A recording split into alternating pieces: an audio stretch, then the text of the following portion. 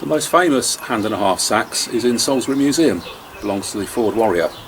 Let's go and have a look. Yeah, that must have been accidental. They cut out in the kiln or something. Yeah. Or used, but not.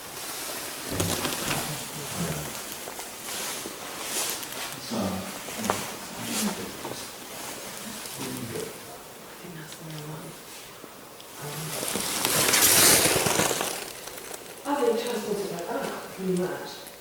Oh. Some of the stuff that we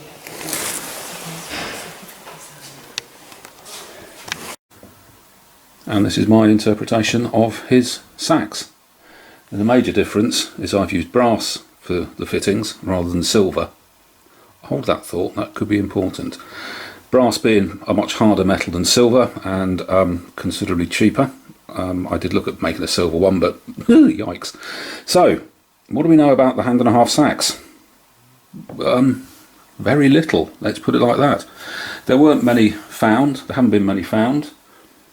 There was one site that said, as these are starting to be found in graves, swords started to die out.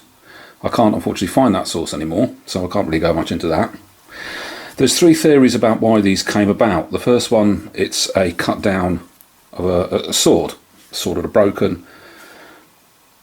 Why not adjust the tang as well then? Maybe that costs too much. Swords cost a great deal of money. They're really, really worth for the very rich man. So perhaps this is a sort of slightly cheaper version. Maybe. But then if you've got one of these, you're not going to be holding a shield in your other hand, because you're going to be holding it, I would have thought, with two hands. Maybe not. Maybe that just gives you a big, good, decent extra bit of length, but it's fairly cheap. I don't know, I'm not sure about that one. The second theory, and this was proposed by Oxford University actually, is that it was a hunting knife. And the theory goes that the elite were increasingly went hunting themselves, possibly to share food with the peasants. So hunting becomes a 7th century activity. The elite did it, they came back, bought food, and this was a sign of leadership after death. Yeah, I'm not sure about that one either, but who knows? Brighter academics than me proposed it. The third one, which is my absolute favourite, is that it was just a fashion item. It was a status symbol. It had a bit of silver on it. How long is silver really going to last? It's fairly soft. So yeah, I'm going with definitely the fashion statement. Look at the size of my knife. Very much that sort of thing. It was a macho culture in the 7th century. I can't see why mine is bigger than yours. Ooh, missus. You know what they say about men with big hands, needing big gloves. Haha. I can't see why that isn't an equally valid theory, and it does seem to explain these. Not very many of these have been found from what I've been able to discover. They're fairly rare. They're unusual, and this one's mine. It is a big, as I said, it is a big blade. This is based very much on drawings I've found of the original. Overall, we're about 18 inches. The blade length is 10 inches, and the handle obviously is then 8 inches. So it's a big weapon. It's probably more comfortable to carry than a sword. It's certainly going to be a lot lighter. It would be better for using in close combat, in confined spaces. It would make a reasonably good hunting knife, although, you know, if you get from what I know about grollicking deer and cutting their insides out, something's a bit smaller than this would be better. So that is rather the mystery of the hand and a half Seax. If you've got any theories, please share them, because like I said, this is all I've been able to find out. There isn't a great deal of information. It's a fantastic looking thing though, isn't it? And it is actually surprisingly easy to wield. There's a great balance point right in the middle there. That does give it a lot of, it's very lively in the hand, and you've got a lot of room for your hand.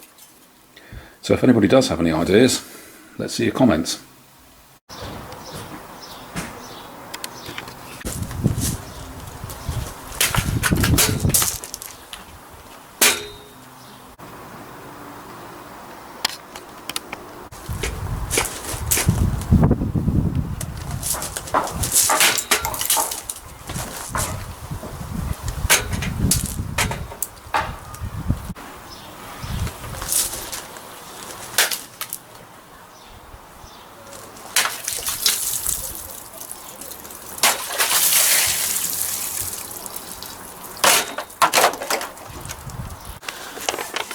think it's still sharp.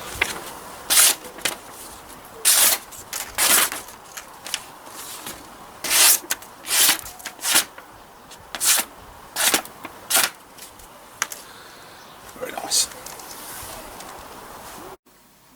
If you want one of these, I'm not aware of any actually for sale.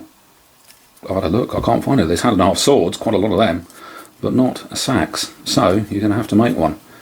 And this is a little potted history of how I made mine. So I've gone back to my reference material and I've got the shape of the blade slightly wrong. So I'm going to grind it off here. And I was going to use peen this over to hold the bolster in place, but the original didn't have it, so that's coming off as well. And I think we can agree that's looking a lot more like that shape. So I think a fairly successful bit of work for today. Got the blade shape much nicer. Managed to get all these to now fit. That's fits. So next job is really just to grind these down a little. We'll put an edge on the blade, heat treat, and away we go. Progress.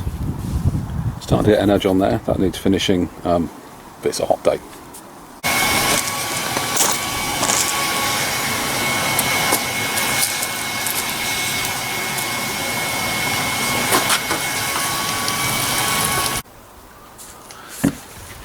Here's a good little tip.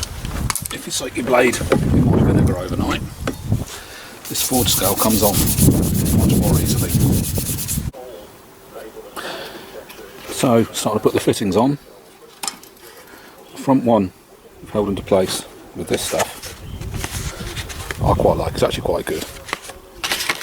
And the rear pin is going to be held in with a bit of lock thread, and then we'll make the wooden handle. Put that on there, make the wooden handle, and that's going to be pretty much it.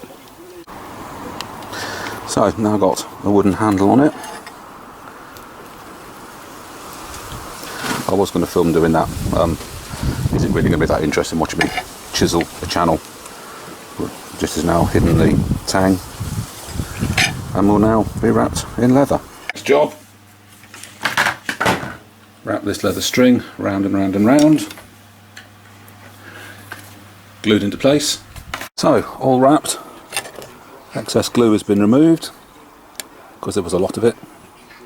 And let's just give it a polish. And I'm now calling that done.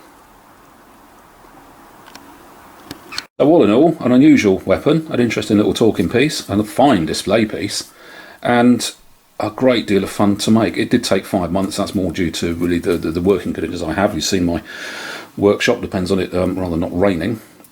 But yeah, if you want one, you're going to have to make one. Have a go. It's good fun.